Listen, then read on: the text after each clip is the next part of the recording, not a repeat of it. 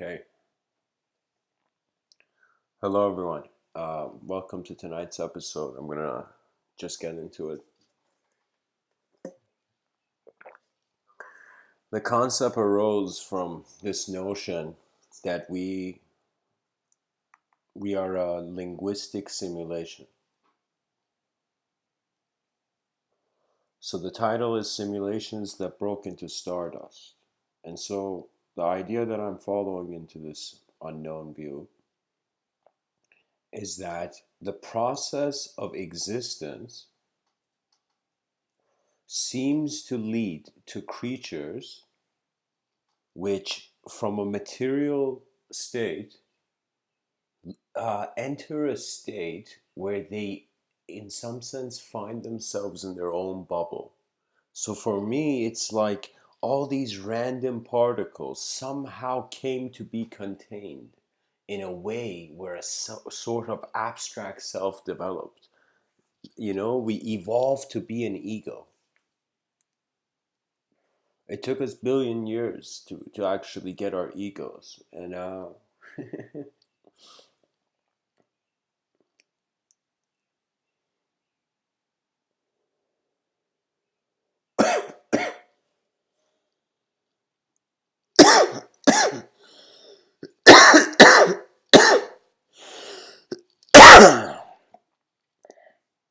So the fascinating picture that I'm trying to paint here is that Stardust becomes the illusion of self. And then the illusion of self comes to see where it came from and comes to this macrocosmic perception, where the pillars of the microcosm are macrocosmic and the pillars of the macrocosm are microcosmic. And there's this very vast, this incredible vastness which has been divided into us and the world. So you see, there's primarily a main division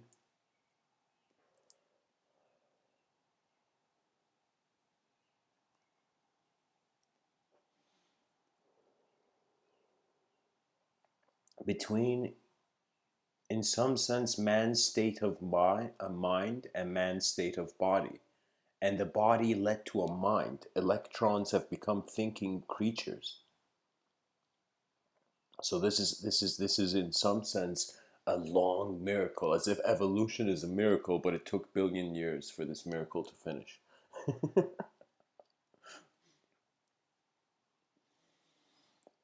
For me, I am always very keen because you see, I understand the value of rationality. I understand the value of Bertrand Russell, this notable atheist, actually. He suggested that it's wise to have all your beliefs be rational. But the problem with rationality is that the context where the rationality is being justified can be blind.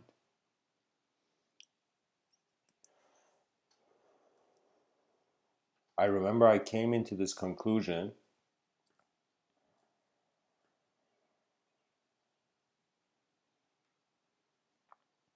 when I actually read a Sufi quote.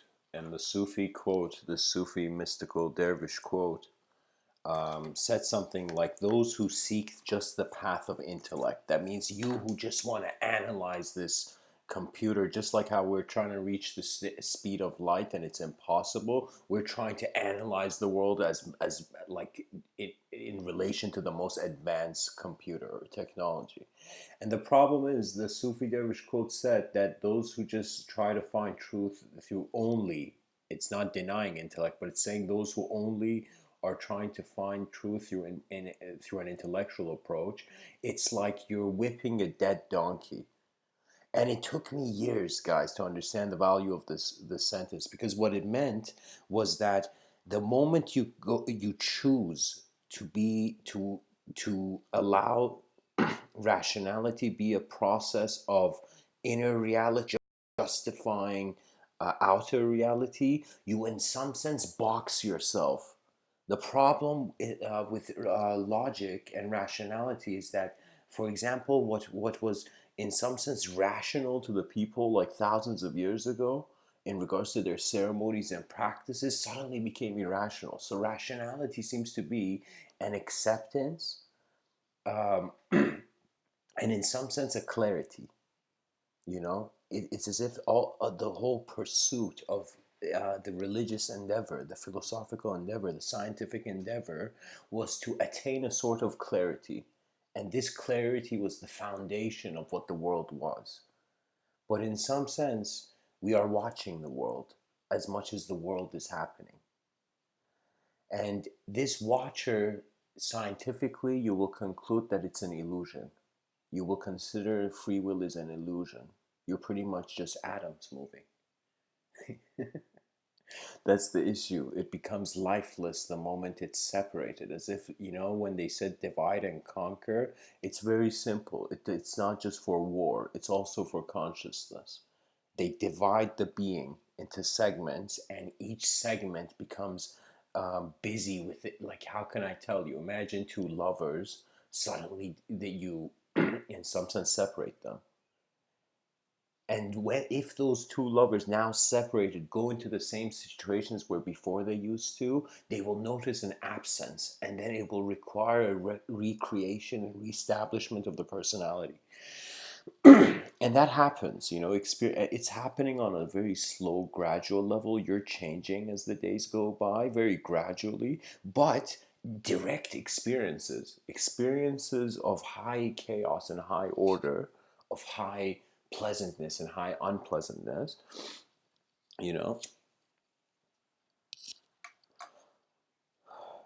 they segment your intelligence. And so for me, it became very fascinating, because one of the most profound things, it was like as profound as like when I was a child and I heard the ideas in religion, for me was the idea of the caveman. The idea of the caveman discovering fire, and of the caveman making cave paintings. And that was such a fascinating concept to me, because it was as if man took something from the world and made it into something where he could create worlds. Do you see? And that is the pattern. Back in the day, caveman took paint, rubbed it on the wall, tried to create some sort of art. Art is an ancient practice. It's an ancient urge in the human being. But it's usually, in current society, it is kept dormant because rationality denies too sudden of a change. This is why you can give the most incredible hypothesis to someone and they will not care until it is proven. So what does that mean? That means your eyes have become your God if you just seek the sensory. And for me, the question then comes after you ask, after your eyes have become God, if you just want evidence for everything, let me say it like this: what is beyond? What is another approach than the current approach of the sensory realm? And for me, the sensory realm is fascinating because it has managed to create creatures that now carry within themselves an invisible meaning. That's the story of your life. The story of your life is not something physical. Do you see? It is something where it's the physical is the color of the inner story. And I want to be very clear. For me, it's those people running towards some sort of higher spiritual attainment. I don't believe in, like, a hierarchical existence ends in the mystical journey, because duality, you in some sense are not constantly who you think you are is not constantly changing by every wheel of duality you find yourself in. It's very fascinating. Let me see if I can actually find it. In the Upanishads, there's a quote. There's a very fascinating quote about the universe. Let me see, what Upanishad is it in? It's from the Svetasvatra Upanishad. I can't even say it. Svetasvatara Upanishad. Svetasavatara. Okay. Anyways, what does the quote say? Upanishads are these ancient kind of, mythical and mystical books, They were written by mystics and eventually became mythology. Efforts of mysticism tend to become mythology, actually. But anyways, This is the quote, and the quote says this. So this is coming from, how would I explain the context of the Upanishad? It is coming from the ultimate source of reality. It is a sort of as valuable as a religious revelation, you can say. And the quote says, "This vast universe is a wheel. Upon it are all creatures that are subject to birth, death, and rebirth. Round and round it turns and never stops. It is the wheel of Brahman. As long as the individual self thinks it is separate from Brahman, it revolves upon the wheel in bondage to the laws of birth, death, and rebirth. But when through the grace of Brahman it realizes its identity with him, it revolves upon the wheel no longer. It achieves immortality." And guys, you can say immortality can be when you leave a mortal dimension, as if you are in a room where you think things are temporary. And let's say you walk into a different room of this cosmic house. So I find they're very unique ideas in this passage, but the main thing is that it is when it says we can even take a very poetic metaphoric approach. So if I was to give a commentary on what this passage is saying, it's saying all existence is cyclical. This vast universe. That means universes are cyclical. They're cycling everywhere. Like a marathon, universes are cycling everywhere. But on a serious note, it's saying it's this universe, this vast wheel, okay? And in it, when it says birth, death, and rebirth, those are universal qualities. As if consciousness finds itself cyclically entering existence, okay? We enter life with a rhythm. We value what he did, but they don't value what he saw. And what Beethoven saw was that he said music was a sort of divine revelation. It was this sort of vast union of it's as if the sounds that appear or that are being consciously made are like resonate with the way the universe is in some sense being played out. So pretty much I'm saying Beethoven and a lot of musicians, when they really get into that zone, they're in actually a mystical state, a samadhi-like state. And what that means is it's non-dual. They have so gotten lost in their instrument, their passion or whatever, their art or their creativity, that in some sense there's no separation. It's as if a pleasant moment is divine because it doesn't project dualities. Okay? So believe it or not, you know how like a satellite, that's close to an asteroid belt can get hit, or like particles hit a satellite, or there's a lot of space debris or whatnot.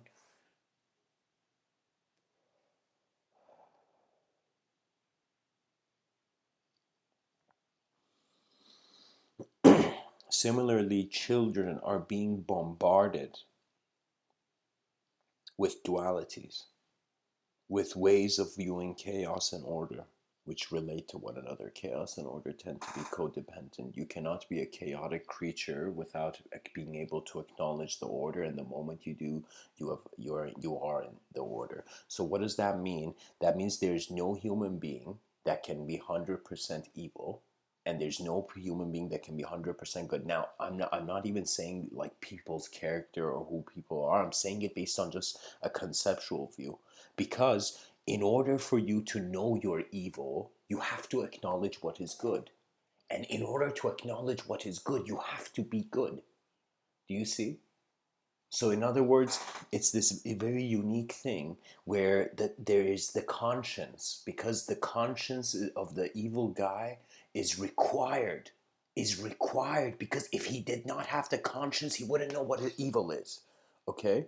So many people think conscience is a voice that's telling you don't do stuff, but in some sense, that voice is how you have seen yourself bad. Okay? So, anyways, I don't know how I got there, but pretty much what I'm saying is that there's this sort of cyclical existence. What we experience as conscious creatures, this cyclical, this rhythmic consciousness that has been, in some sense, awakened to a self in a world that's already being something, you know. So what it is birth, death, and rebirth are qualities of the universe. This is a very profound, and it could even borderline metaphysical, or uh, just even physics can perhaps enjoy the idea. The notion is that either there's three separate dimensions, or there are three separate dimensions in the same room, which are being one dimension. That means these are either three ways the viewpoint is being divided, or all three are all the same, just like the colors in a light beam. Okay, once it goes through a prism. So what I'm saying is that this is that there like an aspect, a sort of quality to this universal sector is that things are created. They're born, they appear, manifestation occurs, shape occurs, design occurs. Okay, then there is the death of this. You see, there is the death of the flower from last spring. You know, so as you spring into life, you also eventually have to experience the fall, you know? And so the autumn breeze reminds us that in some sense,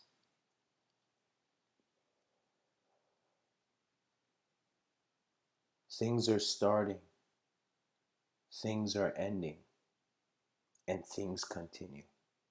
And if you, as a human being or as any self aware creature, I mean, of course, you first look through your eyes, then allow your ears to allow my voice to enter your ears, you know? So I don't want people. I want people to be authentic explorers of their own intelligence because they have one lifetime to do so. That's why. Anyways, so these three dimensions are the dimensions where things are being created, things are being destroyed, and things are being maintained. And in ancient Vedanta, these were gods. I believe the gods were Shiva, Brahman, and Vishnu.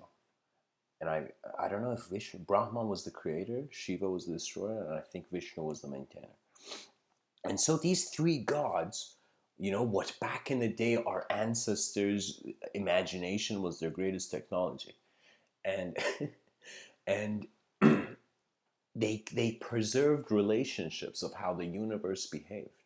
Now, if these three dimensions are separate, we suddenly find, and so this is an incredible thing. I can connect some interesting dots here. So this is what I'm saying. I'm saying that the universe has been beginning, the universe has been changing, and the universe has been ending. Or you can say the beginning and the ending is a sort of change, and then it begins and it ends, kind of like a sine wave. So this beginning, changing, ending, it was all one. So these three dimensions were seen in one room. But then, when we developed language, the abstract identity began having a position in our evolution. How would I say to you? It's like in the linguistic realm, suddenly heaven, earth, and hell seem to be these three universal qualities. I'm telling you, religions, they are not to be read literal, but they're also not meant to be read in, they are metaphors. For me, every work of man, or everything that has entered the eyes of man, is artwork. It is nature's gift to the mind that can see. A lot of people say, "What's my purpose in life? What should I do?" And I say,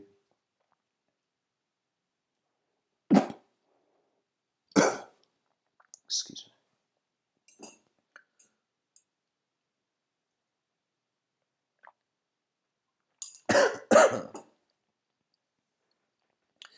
I say your purpose is to recognize you are perhaps one of the only species who has gained this sort of sophistication after billions of years to consider it. Humanity is an incredible science project that must be protected. It is the universe's science project on a pebble, in some sense. So, anyways, the universe is cyclical, and it is in some sense subject to things beginning, in some sense getting destroyed, and then continuing. So this continual cycle of birth and death, which in some sense can be seen in 3 dimensions or can be seen in two. Anyways, it says, the passage says, round and round it turns and never stops. That means this endless, energetic expression of manifest phenomena, then non-manifest phenomena, manifest phenomena, as if like we are, just like how the oceans wave, civilizations are waving on the surface of this planet. The quote continues and says, as long as the individual self thinks it is separate from Brahman, it revolves upon the wheel in bondage to the laws of birth, death, and rebirth. That means if you feel you are in a world, you will always be hit by the forces of nature. But if you feel you are the world, then you are with, in some sense, the truth. You realize intelligence is composing its meaning. And then comes your power. Then you realize you have entered this life to be you. The quote goes on and says, when through the grace of Brahman it realizes identity with him, it revolves upon the wheel, no longer it achieves immortality. I would have chosen different wording, but I would have chosen it achieves eternity, not immortality. But anyways, maybe it's a conceptual immortality, I don't know. But the whole notion is that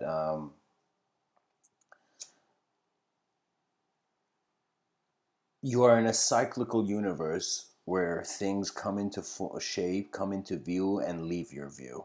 Okay? And this cycle will forever continue until the relationship of the individual with the collective shifts. You see, most people, they think it's just them who has to change. No, your eyes that in some sense build people's character as you meet them through the day has to change. And the greatest way I'm saying it should change is that it should, in some sense, bring you towards a state of living. Now, I'm just giving a talk here, guys. I'm not. Don't listen to what I'm saying as instruction, but they are suggestions. I feel that you can't know yourself if your sense of self is segmented.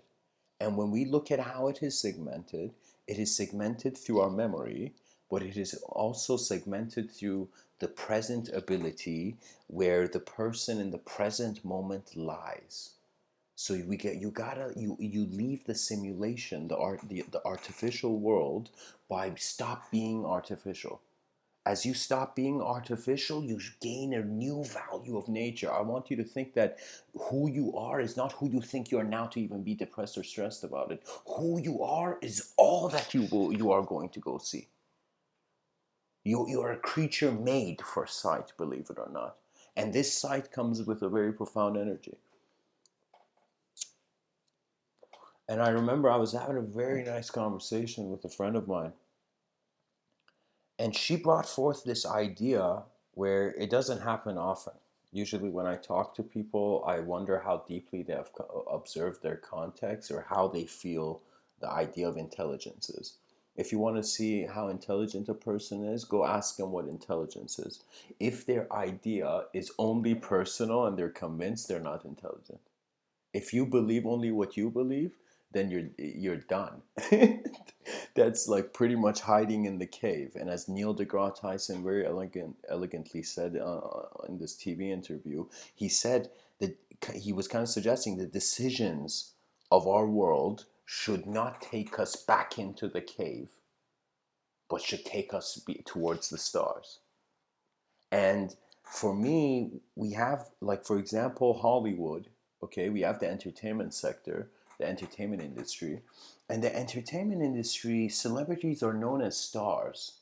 And as stars, they are in some sense meant. That means I think the way the idea was designed, and a lot of celebrities don't fit into it, is they celebrities were meant to, in some sense, uh, be like when you look at a star, you see something, um, you see a journey, okay? And so stars are at the, how can I say it? Um,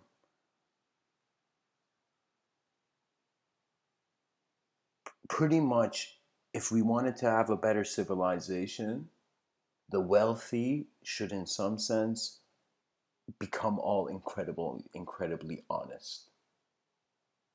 And honesty, the honesty I'm speaking about, is beyond language. That means if you're convincing yourself you're a good person by a story, then you could put any mask on your face. It doesn't matter.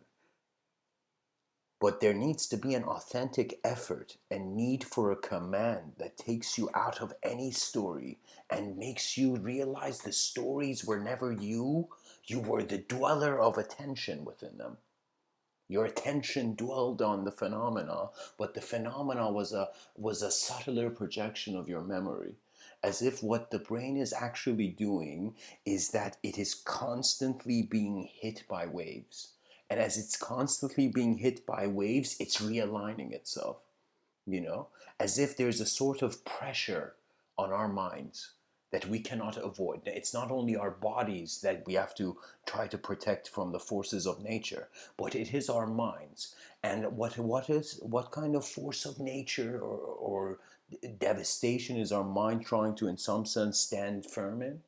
So the situation is, if you have not understood the macrocosm, or let me say, not say macrocosm, but let me say the inner macrocosm. That means uh, how your every person, their philosophy has been kept, is it's a universal axis.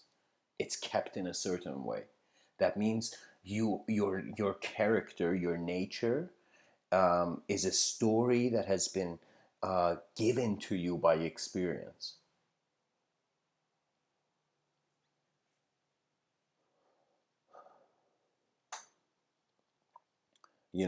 I'm pretty sure some mystics and yogis back in the day probably joked about this.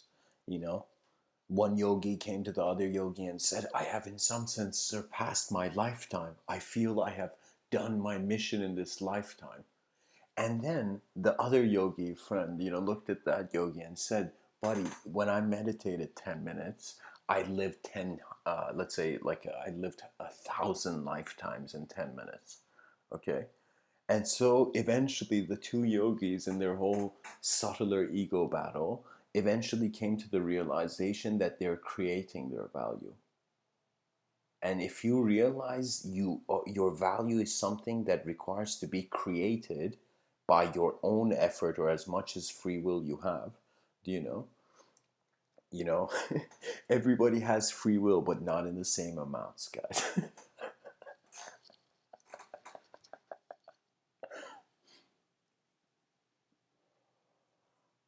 So where I'm going with this is that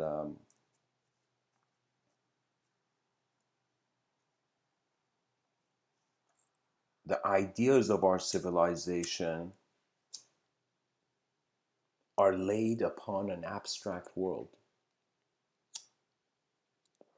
The world you see is actually the inner reality. Your attention actually is more convinced that it's coming from inside you. Okay, the way the body's designed, we feel like when you move, you feel like something within you is moving you. Not I should choose my words properly. Not something within you is moving you. It's like, even as I'm speaking right now, no idea can be entitled to this intelligence. It's a moment of unspeakable grandeur. That means there's been divinity, there's a sort of visible divinity, and there's an invisible divinity. Visible divinity occurs when unique manifest phenomena happens, when unique fulfillment happens, but there's a sort of invisible divinity when unique emptiness arises. And you have to realize that no one is responsible for your eyes because no one has your eyes. So, what that means is the child listening to society, and not just society, but just all products of our civilization, has to realize it has to separate itself. You have to leave the village and go become a master of your art and return to it and then live. You know, you gotta, in some sense, attain a sort of clarity. Clarity is the best meditation.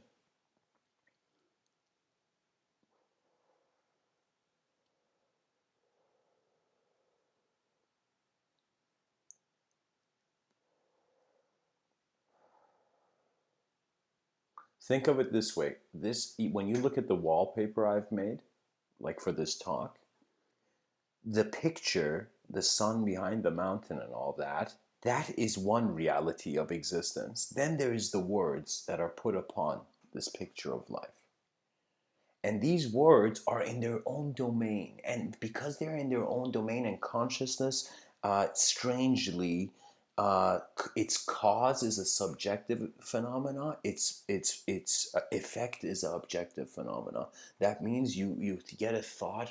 How cool would it be if I climbed this tree and you suddenly your body arrives as if an inner vision has been transferred externally, has been done, as if your mind is kind of the point of your mind is to be your mind is in another dimension. You're communicating stuff from another dimension to this dimension, and I'm using these words playfully, not with too much academic solidity, because then I would be chained by my rationality, which is not bad or good. It is just a condition too soon shaped. That means wonder keeps alive the unknown. That means what you don't know keeps you going and learning, pretty much. It's like all those people who buy tickets for, like, Veld or some sort of EDM music festival. They are fascinated by the unknown. This is why when an activity is inspired by the unknown, then you don't care about the consequence. You kind of go all out. You're like, okay, I'm doing this. So it goes with that mentality, you know. So pretty much an intelligent being has to comprehend its relationship with its known and its unknown. And the way I'm suggesting is that I think this is a very elegant way that people can do it. Because all of these are suggesting that the linguistic simulation gets horrified. Who you think the idea of you gets horrified when it suddenly sees it is not, it's like life is looking at something lifeless and believes it is lifeless. Do you see? I remember energy doesn't die, and we are not just an objective energetically powered being. I consider I'm kind of in the a bit on Rene Descartes' side on this, that I believe Rene Descartes was this French philosopher who there's many interesting stories and quotes associated to him, like from his different works. And so, for example, if you listened, I'll say the Rene Descartes, he was a mathematician dash philosopher, let's say. And like, for example, in mathematics, the x and y axis, and just mathematics, it's that's called the Cartesian play. It was Rene Descartes' philosophical conceptualization that gave him an ability to attempt to translate the universe first into thoughts, then into numbers, then into geometry. You see, geometry is kind of like a peak evolution of intellect. It's still a great language of all languages, but we don't realize it now. It's one of those things that we don't understand the value of geometry. We don't understand what we're considering atoms, what we're considering to be our planet is all kept in geometry. You know, cycles have a sort of geometrical quality. And when life leaves, like I've sometimes spoken in some of my talks about this, that you see life as a designer, not as a believer or disbeliever, as a designer, as someone who is appreciating design rather than trying to focus on the inefficiency. Because the problem with let me say it like this, the problem with engaging chaos is that your attention is still there. The problem of, like, if those people who are stressed about their problems, let me tell you, I'm going to tell you something hilarious, but it's so true. Like, if you try it, you might get results, you can then come and write a comment. But whenever you have a problem, immediate problem, acknowledge it once, then don't think about it. Don't think about it at all. Okay? Acknowledge the problem, then just go live in some sense, like don't think about the problem, go live about your day. And then, strangely, if you continue this, you, your subconscious starts handling the problem. So that means right now I'm asking the question from my conscious existence, let's say my conscious aspects of my mind, where my where the idea of my waking self lives. Okay, I consider that to be the sort of um, territory of the conscious mind, and then the subconscious mind. The subconscious mind is a sort of territory. Is a sort of territory for it's kind of like Frodo looking past the line from the Shire, but not having stepped past the line yet. That's your subconscious mind because you can only access it consciously. This is why some people can even doubt the concept of subconscious because because only consciousness can know. Do you know? But there's many ways you can. Again, we have to give not freedom of rights to just people and just living beings, but we have to give freedom of rights for certain concepts to present their design. You know. So let me tell you what it is. When I see, for example, an atheist and theist debate, you know what I see? I see an old building being remodeled in a new way, but yet it's just the same.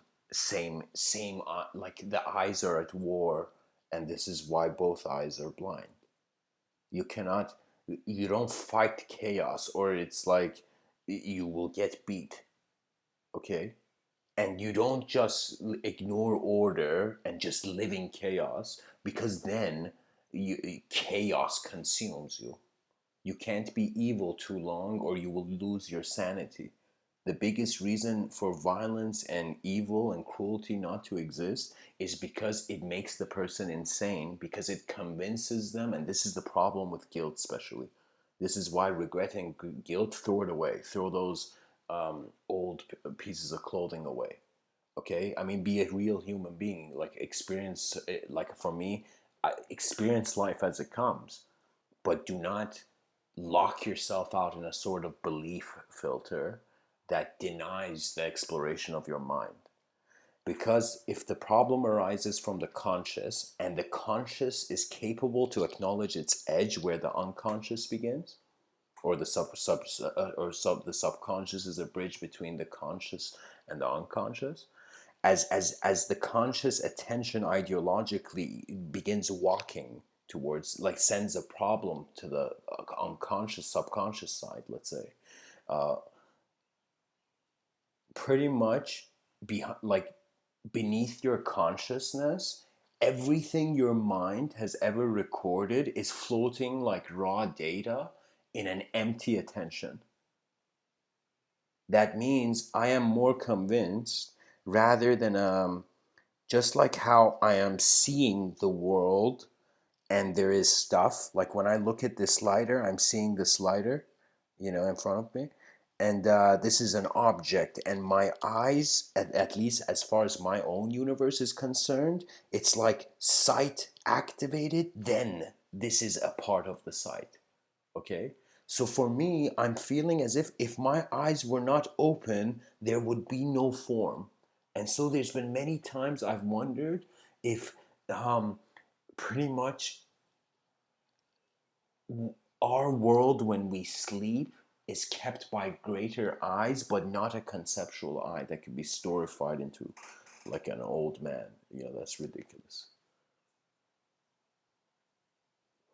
For me, it's very profound because sometimes when I give these talks, or it's like at first the child can't speak, but eventually evolves into a state of advanced communication where the communication no longer has to be, thoughts arise and language pours out. And trust me, your intelligence is not just based on your intellect. It's not just based on your rationality. It is based on universal rhythms and how much you're aware of them. And I'm not even talking about like some astrologers are going to hear what I'm saying and take it too deeply. But I'm saying it's not. It's not about the stories we tell ourselves. It's how far we can see through those stories, because that was the point of evolution, where if the physical body is evolving, if this creature is evolving, okay, what that means is, in some sense, the way it sees the world is evolving. So the world is evolving with the creature's eyes. As the world is evolving with the creature's eyes, this creature has suddenly reached a peak of its subjective evolution, where it's like, a peak of its objective evolution, where suddenly the subjective evolution it began.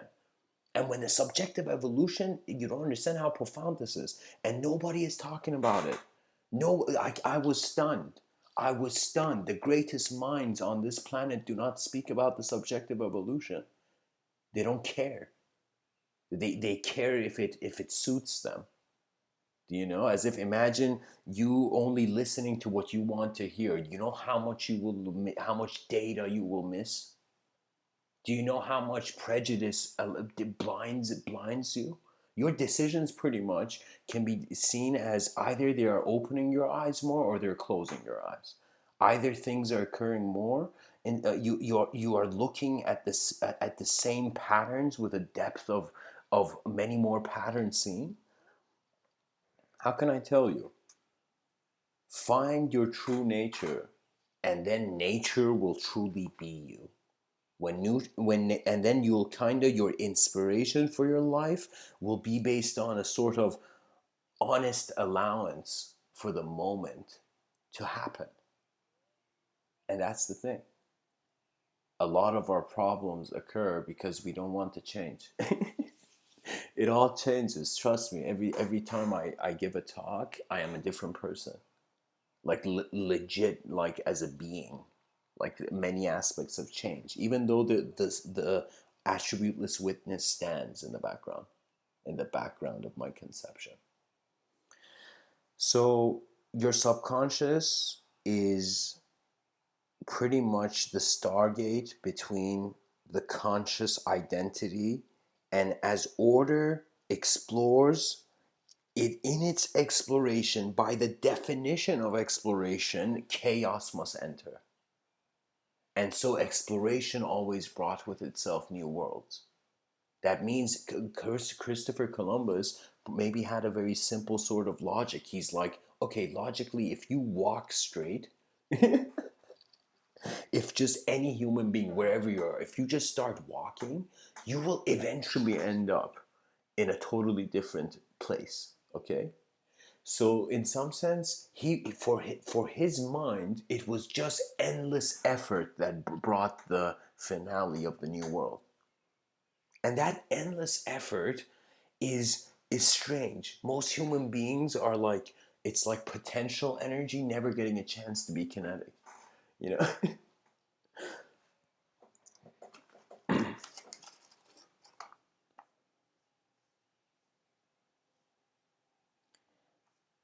We can't avoid the world. At the same time, we can't just accept the world. A man who thinks everything is equal internally can love, externally will, in some sense,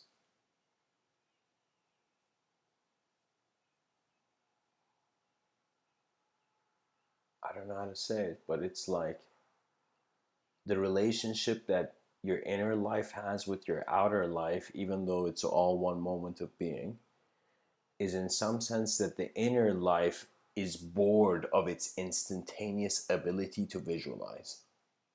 The more a mind can visualize, the more they will feel that they are a god of their own world. Okay, any creature, when any creature feels they are the truth, in some sense, not truth, but if like in some sense they are the not truth. Let me say it like this: a lot of conquerors like Genghis Khan and many others, these sorts of conquerors, you know, Alexander the Great, Cyrus, Cyrus the Great, these people, um, the notion was that they attained a state of such, it's as if, as just like how the mind wanted something there, like your mind can instantly visualize a glass of water in your hand. This guy reached this level of social status that the moment you wanted water, somebody would bring it. So I'm telling you, that's suggesting a sort of objective power. Kings, in some sense, were allowed to be their minds, but many people in society are not allowed to be their minds. And even their parents and ancestry has been conditioned to tell the child not to be its mind, but to just go be a cog in a machine that's always changing. You know, it's like the person who wondered about what normality is. I don't know how scientists are judging this, by the way. We are not scientists, psychologists. I have a lot of commentary on just academia in general, the many different branches of knowledge I've considered. It's like, for me, this is how you must think as a student. You are eternally, from the moment you were born, a student. Okay, you can't deny it. It's like you have always been learning from what you have been observing. And when a person's mind attains a sort of sophisticated amount of symbology, it begins coagulating that symbology. The way that symbology coagulates, it's kind of like I don't want to say whirlwind, but kind of like suddenly waves of water pouring in. Okay? So that's how data is. In the mind, it's like many different waves of water. Imagine like different thoughts with different colors of different like rivers, where all these rivers from different waterfalls came to like the same, or let's say it was like a 180-degree kind of waterfall, but it was separated waterfalls. Like, I don't know how to say it, but so what I'm saying is that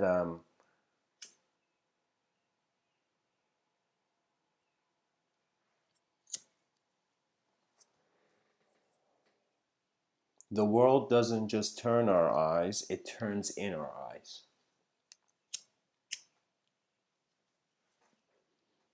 And the relationship of the known aspects of your intelligence with the unknown aspect is in some sense faith.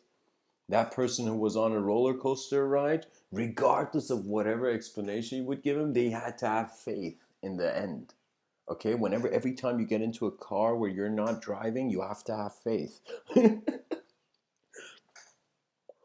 You have to trust a design that is present with your momentary passage.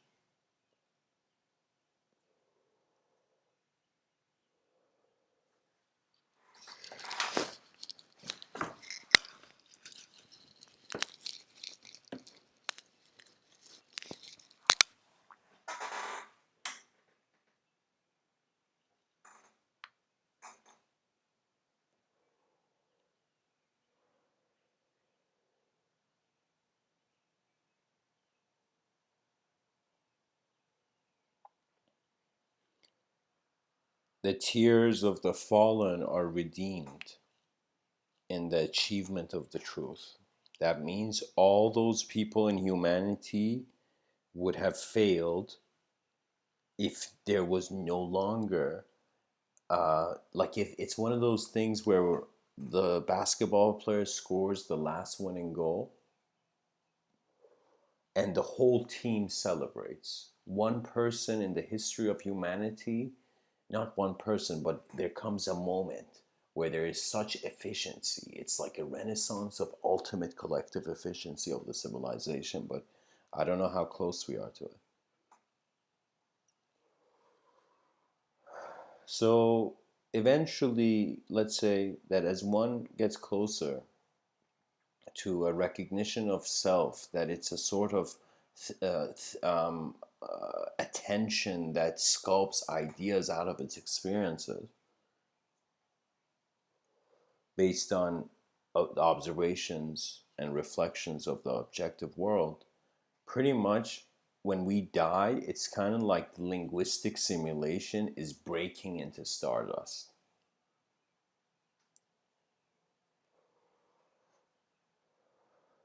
So that's that unique thing for me. Death is, conceptually speaking, very complex, because it means the death of everything as far as the individual is concerned, for the individual's inner realm. That means the objective eyes of the individual are no longer active. And what I find occurs is that conscious and energy, in some sense, you begin dancing to a different tune, pretty much, as a creature of attention.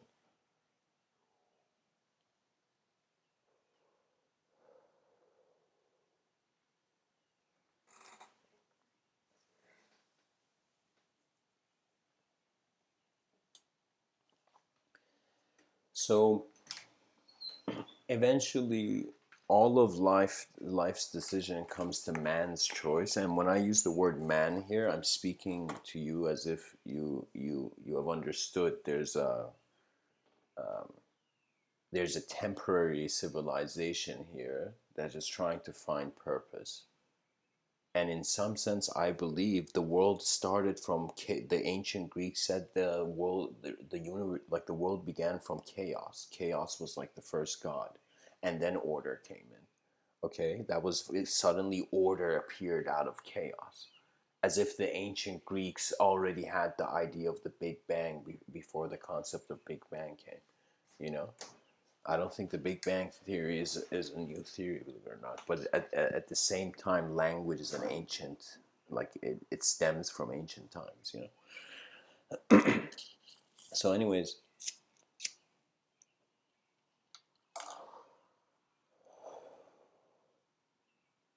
studying your attention and learning how not to just do things on this planet, but how to be. How to be means how much you resist the world and how much you don't. How much you resist, how much the day changes you as a being, as changes your character, and you come home and you take your hat off and you're like, man, my head's sweaty from all this artificial social behavior. Because our cultures have to be healthy. It's very interesting. So many people are vegan nowadays. Yeah, but how many people have this vegan approach towards their ideology, towards the content that's inspiring cultural expression? If the content that's inspiring cultural expression doesn't care for the world, it's as if our minds will become mechanical before machines rule us. And that will be insane, because then we will be servants of our own creation. So because the mind is being led astray. It's like that astronaut movie where the astronaut doesn't want to, like, is still in close range to grab the satellite, okay, and to suddenly still maintain that previous effort. For me, it's all energetic expression. And one way, when I looked at history, I was like, wow, it's just energetic expression. Do you know? That means as if like manifestation brought forth that decision of those people back in that time. Do you see? It's like you can't deny we're natural creatures because we're in a natural playground of existence. Language is powerful when it no longer is hollow, when its meaning is filled with your direct experience. And once we attain this vast mass collective social, it's as if you start not caring for people just for the objective aspect of the person. You start caring for the mind of the being. And a lot of violence occurs because human beings think they're just objects. And the objects, blind objects will hit one another and break. You can never enter a fight without being hurt. You can never win a fight without being hurt. Do you see? And yet that means the victory was not worth it. And when I see any profession, whether it's in sports or otherwise, that the person's main life decision decider there that can lead to brain damage should be stopped. So if like, this is strange, but either we can't be, it's so sad if our entertainment is stupid. I'm sorry, but I have to say this. It's sad. It's sad, or it's scared. Do you see? It's scared to pay attention to a burning world. Because when the world's burning, it doesn't matter how rich you are. Everybody's running out of that building. Do you see? That's kind of like how we are mortal creatures. And the greatest way is you have to meet your end with an awareness of your beginning, of the journey. And a lot of people, the moment they feel they fail, they feel they can't be who they were before. And that's the problem. Those people can never attain, in some sense, mastery, because they're too convinced the voice of their past self is louder than the voice of their future self. That means their attention is too much on who they think they were. From this moment, who they think they were. Language is a very complex phenomenon. I'll be honest, just like you, if you were to go to SpaceX, for example, if Elon Musk, wanted to, like, was giving us a tour, for example, he would take us to the newest development of one of the engines from SpaceX because we were curious enough to ask about it.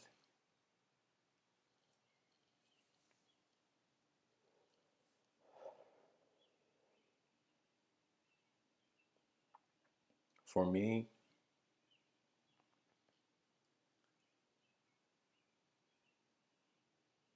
the idea of me died because the moment the universal realization came of change.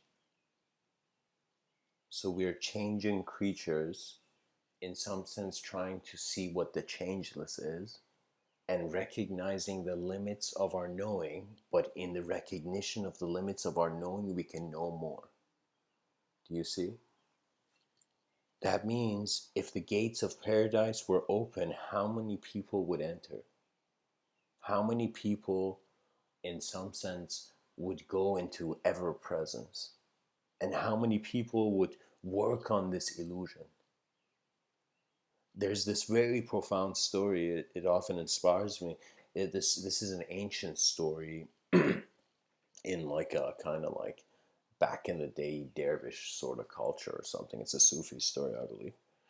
And the story is, there's no like it's just three friends who are walking by. Suddenly, this giant wall that they hadn't noticed before was there. Okay, and these three people are walking, and eventually, these three friends suddenly see a ladder. They see this tall, like giant ladder to the top of the wall, and so one of the three friends stop, and they're like, "Whoa, this is like, okay, I'm gonna go see what happens," one of them says. And he runs up the ladder. He goes up very efficiently and like properly, and the guy goes up the ladder. He goes on the top of the wall, and he sees something that his two friends are just looking at him at the top of the wall, and they're like, "Yo, what do you see?" And the friend is so stunned. He's so, what he's seeing is so profound. And as the story goes, the guy actually sees the Garden of Paradise. It's an ancient story, so just hear it out. The guy sees the Garden of Paradise. He doesn't even look back to see his friends. He just jumps in. He attains a heavenly state of being, and he remains. This is why, in some sense, you can say that even it's so sad and beautiful at the same time that every metaphysical structure is hollow. Okay? Now, it's beautiful and sad because once the mind evolves beyond duality, once your attention centers itself non-dualistically, what that means is the unknown moves knowledge, and the unknown is like, that's the core of your honesty. Most people, they become dishonest because they want to be something that they don't have the patience to not be. Not sorry, not they don't have the patience to wait to be. Okay, it's as if the mind can imagine instantly. Like if I told you, imagine a giant apple, like white, like let's say like white glowing apple hovering in front of you. Okay, like like a lamp, like a giant like wireless kind of like lamp. Imagine that just hovering beside you right now. Now that was instantaneous. Just by me saying the words, the image came. The image was in some sense was transferred. Okay, so language transfers inner realities. Pretty much is a bridge between inner worlds of people. So, anyways, and not just people, the whole collective, because there's a level of philosophy that some philosophers felt back in the day they were born too early. They were born, uh, in some sense, ahead of their time. You know, that's why a lot of inspiration of nostalgic poetry comes from this destined loss, which is just by sharing that life, they, in some sense, the loss was a success. It's strange. It's strange. It's like the saint and sinner suddenly realized they were just people. They like both their minds are blown, that conceptually they don't need to have allegiances, you know, which is very unique because I feel humor is the only thing that will guide us in a metaphysical exploration. And humor is the ability for randomity to have a voice. A lot of humor when I look at stand up, it's just random stuff. Sometimes it's just some stand up comics just ranting about their day. But for me, it's like the ideas come to me as if, like, when I see a person, I see how their mind moves, not just their body. And their mind moves based on their speech or based on how they communicate or what they communicate and how honestly the communication is. So, like, you can say this is a very good meditation to do. Just go sit somewhere in nature and just ask yourself this question. If you were your own greatest teacher, what would you have to teach yourself right now?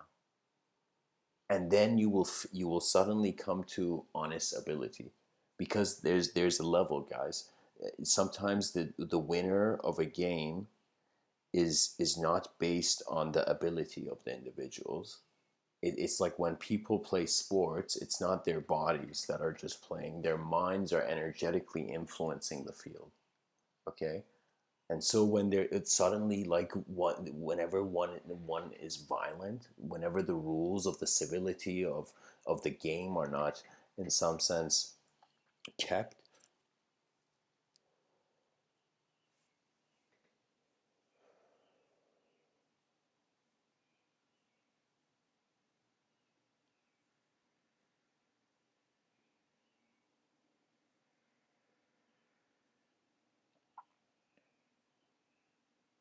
Just a second, guys. I'm changing the.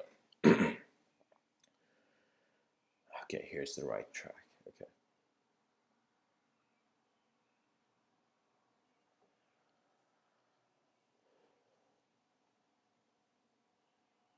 I'm gonna finish the story. The first guy goes up the ladder. The first guy goes up the ladder. He jumps right in. He sees like an instant paradise, the Garden of Paradise, and he enters. He sees the gates of heaven open and he enters. And then there is, in some sense,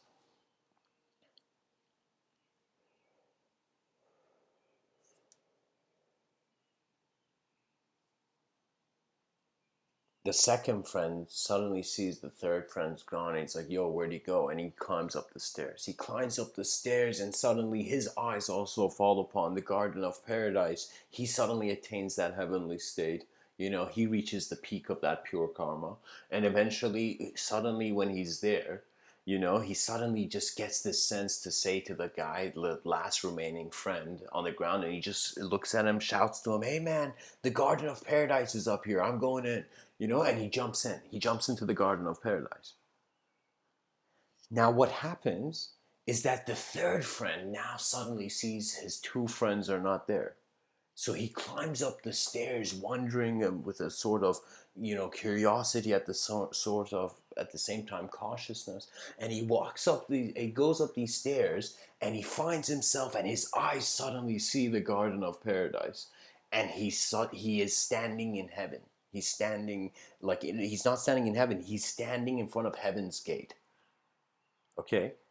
Sometimes your mind can be more early, more. This is a side note. Sometimes your mind can be more peaceful than your body, and in some sense, what that means is that your mind's in heaven, your body's not yet.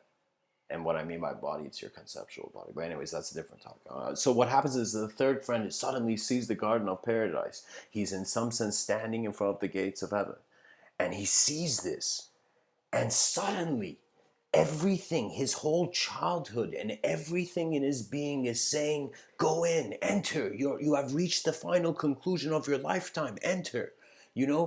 Go and finish the journey. Go, go, go. Like there's this inner kind of, his conscious is just alerting the guy, go in, go and go to heaven.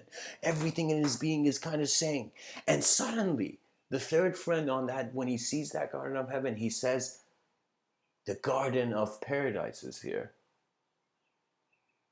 Now the world must know about it. And he climbs down the stairs. And that's the end of the story. And what that means is that truly conscious beings do not attain that consciousness through irresponsibility. Your responsibility first is ideological. It is biased. It is shaped. Eventually, it will reach a sort of responsibility for how manifestation occurs, as if this whole dimension is your temple. And it's not a temple of ceremonial like blindness. Like I don't like I have a lot of respect for any person who has walked towards yoga, but at the same time, we like to bathe ourselves in repetition. Because in repetition, we attain comfort. We've already seen it once, so we rather be in it.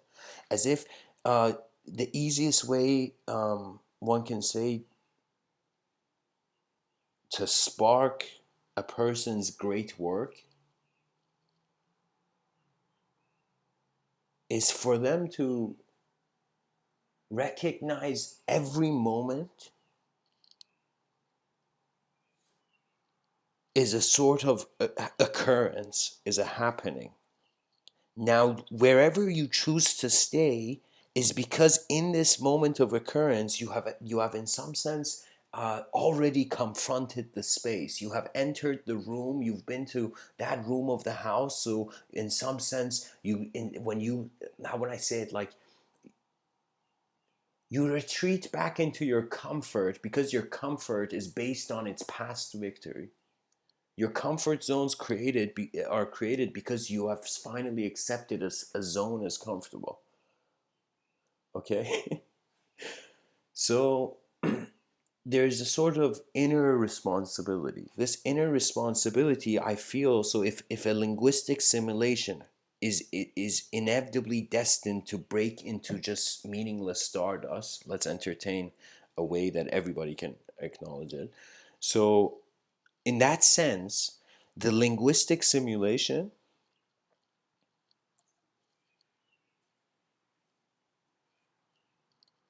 has a sort of amount of wakefulness that it in some sense spectrumizes or makes multidimensional by the consideration of time and with change. One can say time doesn't exist, every moment is a present moment changing eternally, or you can in some sense say no, I have memories of the past, I can see into the future and da da da, so there's many ways this can be approached. So how would I say?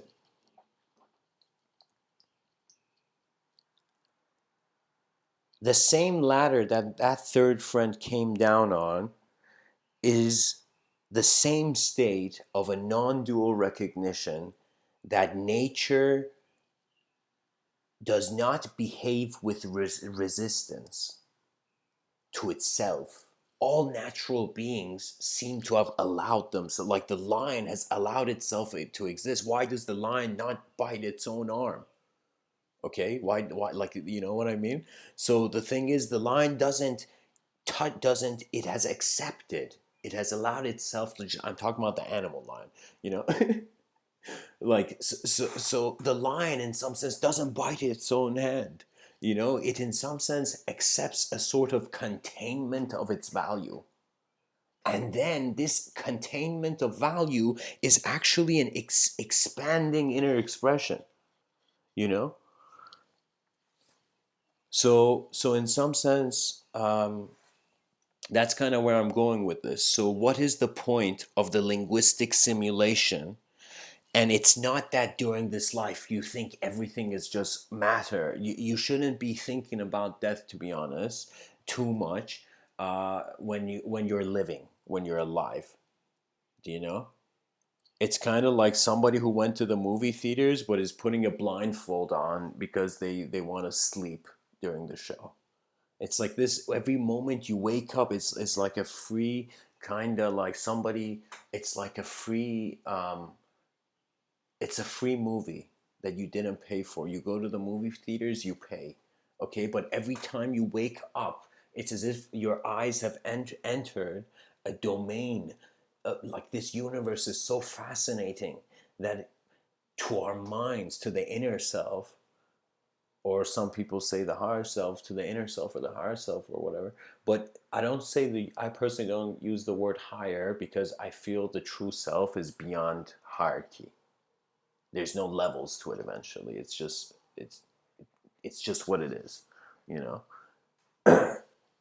So it can't be set into stories. I use language. I don't believe in language. I say that the peak of our evolution has been the most sophisticated way we have used language, but at the same time, a man is not his tool. The soldier is not his gun.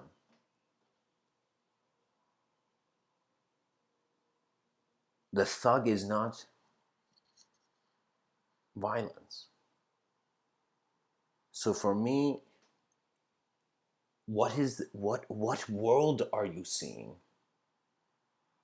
And you have to be honest with yourself and have a moment where you just take that in. That's what why meditation exists. If meditation didn't care about the world, that means some ancient texts are misinterpreted. They were in some sense, how can I say it? It's kind of savage, but personhood is the wheel of karma because the idea of the person is bound to change. It changes. And what you are is this silent moment of attention, and then within this attention, sounds arise, movement occurs within this stillness and silence. As this, imagine the beginning of the day is just stillness and silence, like an empty page. And as the day occurs and words are being written on this empty page, sound is occurring, movement is occurring, and their relationship is being knowledge in the world. So for me, it's you require honesty to be able to process. You require honesty to be able to process your inner reality.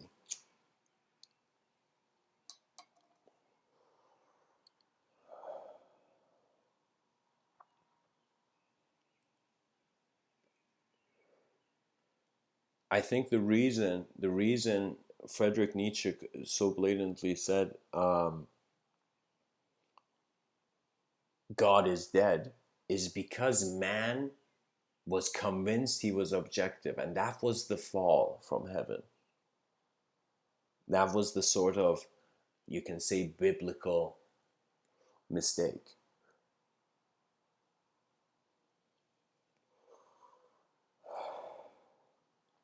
Okay, there's some stuff in the chat.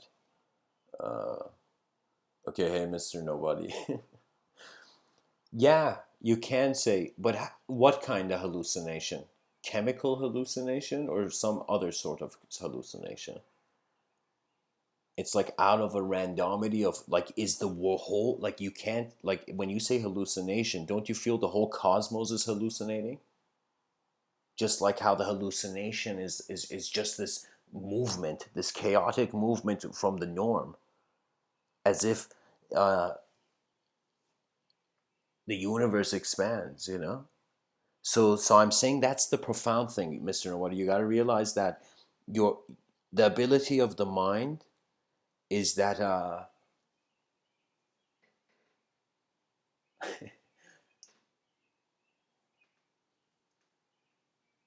you you navigate through a sort of presence. This is my view, of course. That you navigate through a sort of presence wherein honesty has been able to access the true data. And the true data for human beings, it's true sensory data and it's the true vision. It's sorry, not just sensory, but just like that's the word, closest word I can use. You know, so it's a sort of data transfer. You like your body eats requires food, your mind requires conceptualization, efforts of the individual for the ego to exist. This is why boredom is like an alert zone for your ego. It requires activity. That means just like how you start running and you get into the zone, and just like how we see there's like what do they call it, the runner's high or something like that. Like just like a person reaches that state, it had a start, it had an end, but in between life and death, we found eternity in a totally different dimension, as if life and death is horizontal but eternity is vertical, and vertically every moment has that a potential for a dimension. So this is a strange idea, but I'm going to say every moment has a potential to be eternal, only in the way I'm saying that it realizes what it thought it was not. The iceberg melts into the ocean and can no longer claim itself separate from the world. Yeah. So simulations that broke into Stardust. I'm probably gonna change it into simulations that break into Stardust. Oh no, actually, I'm gonna keep it broke. Simulations that broke into Stardust,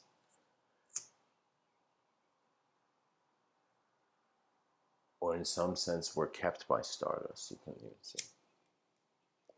But that's the cool thing, you know. Imagine you wanted to bond very playfully. Let's say this was possible in a hypothetical thought experiment kind of way of thinking about. Let's say you wanted to bond with your great like I don't know, great grandson. Okay, let's say there was a possibility that you two could have that conversation.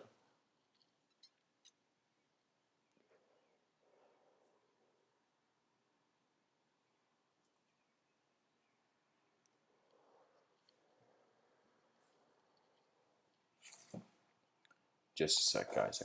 I gotta write something down.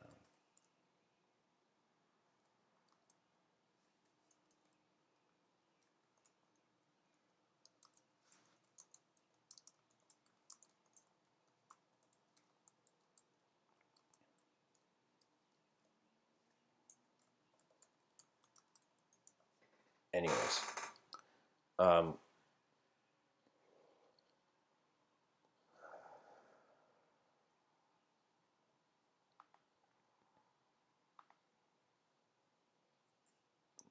okay. So, guys, that's so far the innovative force I've had behind the idea that linguistic simulations dissolve into stardust.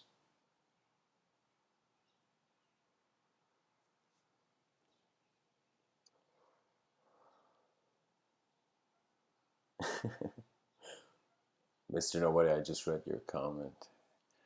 Trust me, it's like because we're natural creatures, everybody has a limit. And that and once you reach that limit, you just it's humble maintenance from there. You're like, okay, the universe is too big for me to make too bold of a claim. You see, you have to respect kind of the mind of the civilization, not to just be blinded by your own values. That's when you start being a universal being. You know, that's when Mr. Nobody, like your name, you're not just a body anymore. You know, you are the presence. The Mister suggests your presence. The Nobody suggests an unbound presence. Okay, That means as if your mind went towards these ideas of an unbound presence, you know? And so that's pretty much where all our minds go when we see the emptiness. All nihilists pretty much they get bored, I think. That's why I think nihilism is a fad. Yeah, that's a nihilism is a fad. That's definitely something I should remember to give a talk on. Yeah. So so Mr. Nobody, do you have any comments? Do you have any? What's your view on like man's choice? Do you feel our free will is gonna take us to like is our heaven gonna be like a technological simulation because we're gonna be so technologically oriented creatures? I feel like there's a choice. We're reaching a point where human beings are deciding how much they want to remember how natural they were as beings and how much their mind run towards the luxury of the machine realm, you know? So you have any thoughts on like how our free will is going to suggest like how do you have any thoughts on the free will of the future or how free will be in the future? I personally feel it's going to go hollow. Oh, okay. So Mr. Nobody, you say people are going backwards no matter how it appears they go forward. When you say backwards, in what domain? Like with time? Would in backwards in what way? Like less aware of nature, you mean?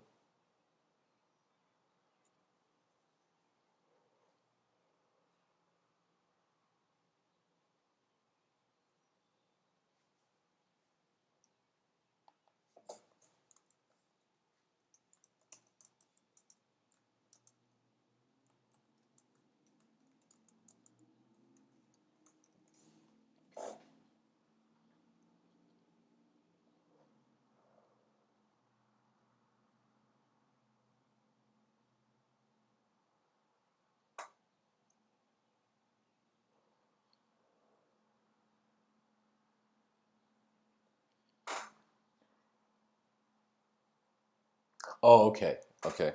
So kind of like we evolved out of chaos into these ordered creatures, now returning to chaos kind of situation, right? Yeah, man. Yeah, like these are being recorded on like an old MacBook and like a new MacBook, you know. So I feel the generations of Macs. But yeah. So let's just I just want to see how where your thoughts pointing to.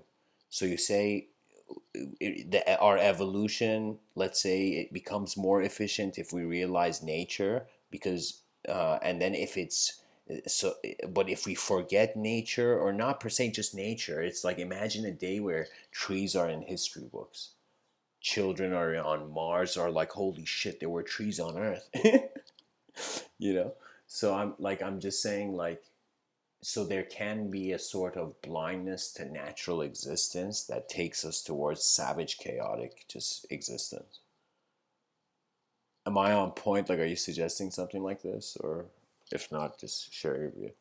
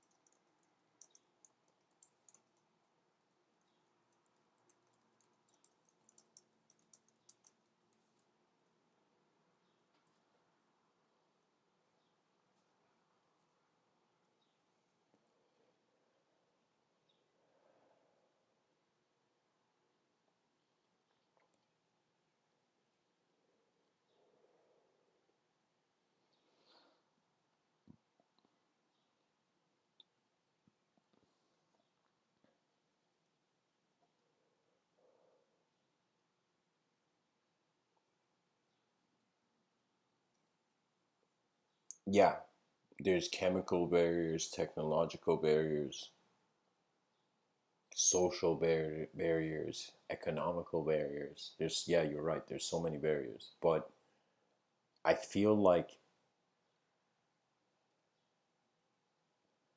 my attention steers my intelligence. And where my attention goes kind of arises from a free will that's kind of like all our individualities are like at some core free will. So pretty much free will is wondering about what's going to happen to free will. I think that's the paradigm, like that the way we think. I feel like eventually it's like this is not my idea. This is kind of called globalism, you know, and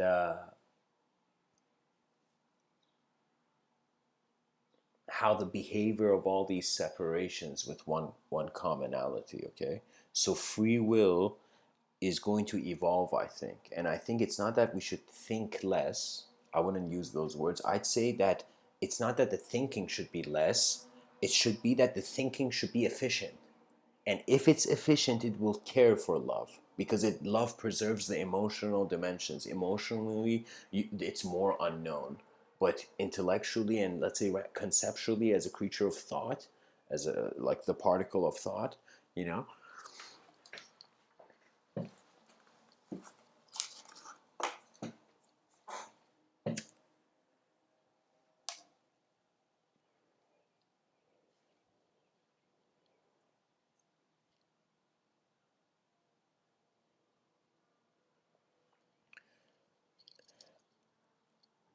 Yes, but not to fear if done. Not to overanalyze, but to still you every moment you gotta kind of rhythmically abide to like an intuitive way it's happening, right? So I'm saying that I don't give measurements. I don't limit. I don't put the limits, but the limits arise once the experience occurs. Do you see? As if the any word I say suddenly paints the limits of the design of the picture that might appear, for example, in your mind. Yeah. So I understand this, but I'm saying this. A lot of people are denying. They feel peace is means think less. I don't think that. So I'm gonna tell you this, man. If you feel I'm taking people to into caves to meditate, I'm not. I'm taking people into a recognition that communication is the peak of our evolution, and communication appears internally as thinking. And this thinking is not that it should just be intellectual. It's not that, like, of course, wars start in the minds of man. You can say people overanalyze. They become eventually, they're constantly measuring values. So they eventually just bunker themselves in only their values, and suddenly dictators are born and whatnot. You know?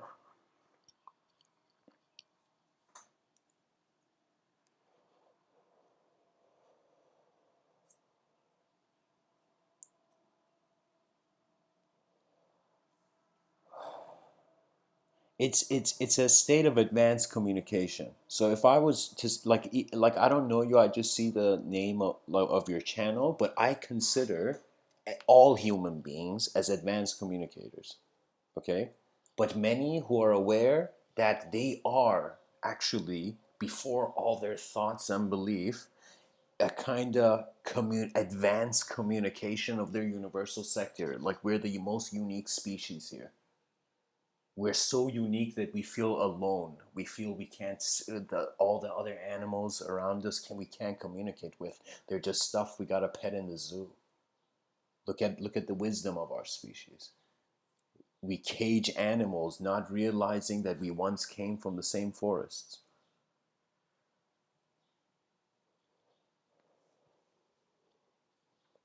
So I'm saying that thought is something that you got to be playful with, and in some sense you gotta also be honest with, because if you're not honest, you overanalyze, of course. Like, don't think I'm like this like all day.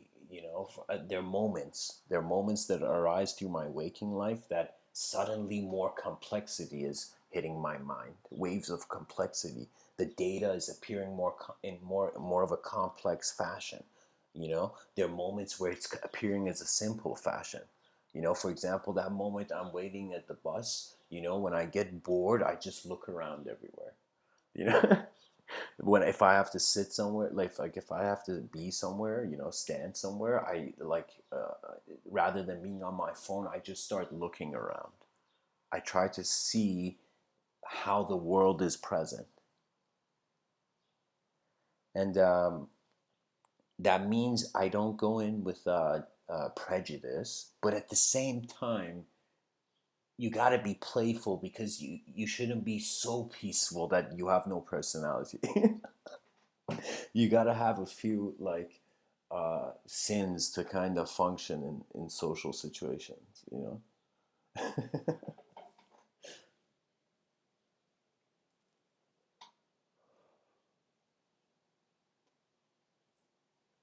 There's a very I feel like sharing two stories. Um, these are pretty cool stories. I'm going to share them. Like I feel like they have important values, you know. One story is about it's the story of the priest and the prostitute, and it's this like ancient story. I don't know when it comes. Like it's like this. Like, I don't know the time frame of when in history, but the story comes from a time where where a priest, the church is strangely there's a brothel house beside it. Okay, and there's this priest by his window would always see in the other room this prostitute praying in front of the mirror or something. Do you see? And it was not just in front of the mirror, but just would constantly see like her attention is on some sort of shrine. You know, shrine is a moment where attention is so honest with the world that automatically existence is divine, because the illusion is the illusion can't be there if you are there. We walk like that, anyways. But so the story goes that this priest constantly sees this prostitute praying every night, and the priest is like, "What is this?" Like the priest goes and does his priestly duties, is like the best priest in the world, you know, morally and ethically, you know. And so this guy priest is like this, but he constantly every night his attention he comes by the window and sees this prostitute just praying, you know, and it's kind of like this forbidden gaze, you know, that he's having, like as if he's seeing something where his conscience is in denial of. Okay, a lot of religious, both men and women, when they enter the Western social fabric of a very openness to all phenomena, it's as if people are not just different. It's not just we have different skin colors, we have different uh, abilities to embrace uh, ways of how the world functions. So it's kind of like every person you meet, regardless of if you think they're bad or good, just stand there within the presence of your mind, honoring also how their mind is present. It becomes very fascinating. Suddenly, people are no longer just people, they're their greatest vision. They're the depth of what their intelligence has concluded so far. So, anyways, the priest eventually, what happens is time comes and the priest finds himself at the gate of heaven, and the prostitute is strangely there. I don't know, for some reason tonight I'm seeing a lot of gate of heaven stories, you know. But what happens is the prostitute, as they're both standing there, the prostitute is allowed. The prostitute is allowed to go inside, okay, into heaven. As the priest suddenly sees this, and now the priest walks, suddenly there's a force that denies him entrance. And the priest looks at this force and says, "Why?" The priest says, "Why? I did everything per instruction. I abided by organized decency to the best of my ability." And then the voice comes. The voice at the gate of heaven comes and says, Oh, and sorry, the priest also complains, and he says, how could that prostitute go into heaven? You know, every day her actions were filled like that. How could she go into heaven? So the priest is in this complaint of his own morality. He felt his morality was heavenly, but now in a situation he's being denied entrance because it's as if he had the wrong picture. Okay, this is a story, of course, and so what happens is that the voice looks at the priest, and the priest is like, "Why can't I enter? Explain." The voice says, "Her life, her whole life, the prostitute, she lived in sort of the opposite of divine is this is a subjective thing, but it just echoes in past how past people saw it is that it's a sort of filth. It's a sort of descension into chaos. Okay, so the thing is, okay, how can I make this short? Um, the priest eventually realizes that he had made a mistake. No, let me not say it like that. The voice says, the voice says the prostitute lived in that kind of sinful life, but every day she came home, her attention was on the pure. That means her mind was pure even though her body was impure. Do you see? And she entered because her attention was no longer on ignorance. But this priest behaved and acted as if he's like doing the right thing, yet his attention was on the sin. Do you see? And this is, of course, a story. It doesn't you shouldn't take it too seriously. But what I'm suggesting is that like the whole story is saying the honesty powers how much your attention leads you to clarity, something like that. The other story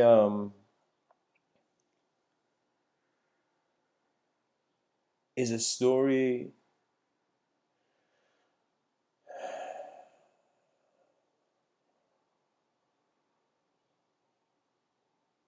is the story um,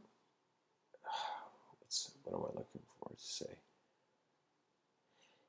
It's the story of these two soldiers, Imperial Guards. Okay, these soldiers who like just like how like in the UK they have like the Queen's Palace. There's like those guards with those unique hats on. So similarly, this was back in the day, and I feel it's in a Zen context. So you can hear the story in a Zen as if it lives in the Zen. Uh, you can just see it in that way. Anyways, as a Zen story, but the notion is that there's these two Imperial Guards, and they're bored, and every day they have come to their like their whole job is to just stand every day, to pretty much be statues.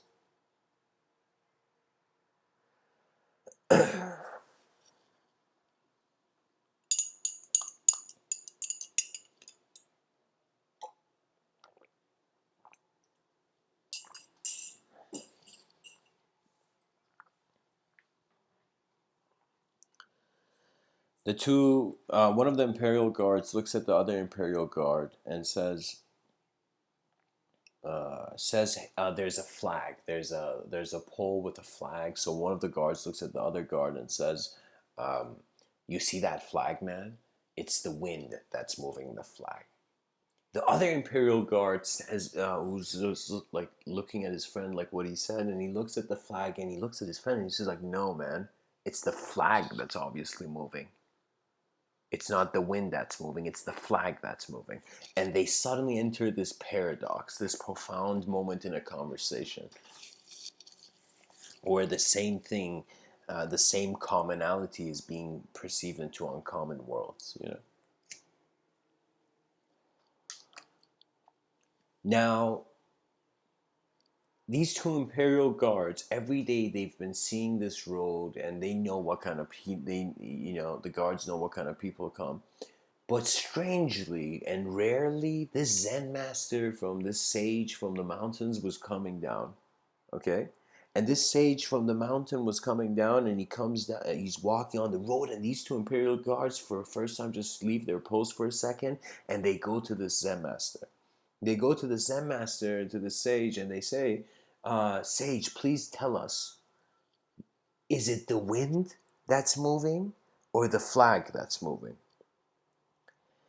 And in some sense, this Zen master looks at him and smiles and just says one thing before he continues his walk. And he says, it's the mind that's moving. And he continues. And it's a very profound story, that all the dimensions of our knowledge that are trying to justify each other's validity are kept valid in an unknown way. The unknown holds knowledge.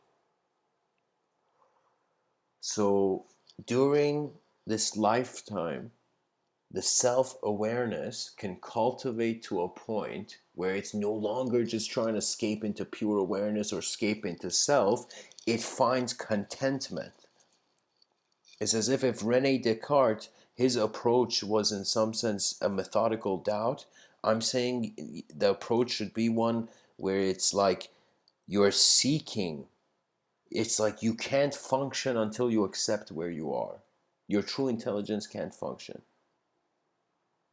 And it has to be a true acceptance. You can't be responsible for something if you have not accepted it. You won't care for it. It's as if just like people don't care like what happens on the surface of like Jupiter or something. Similarly, it's as if uh, people stay away from what they don't understand, and perhaps it is still an animalistic pattern of our species. Fear is still dictating our lives when clarity can. A fearless clarity. A clarity where there's less fear. So, anyways, Mr. Nobody, thanks for tuning in, man. I appreciate the engagement, and just um, when minds open, the world turns in new ways. That's how I could poetically say it. Yeah. So thanks for listening, guys, and even though we could be simulations that break into Stardust,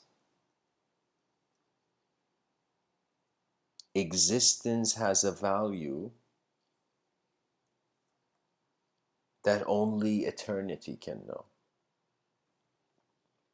Much blessings, guys.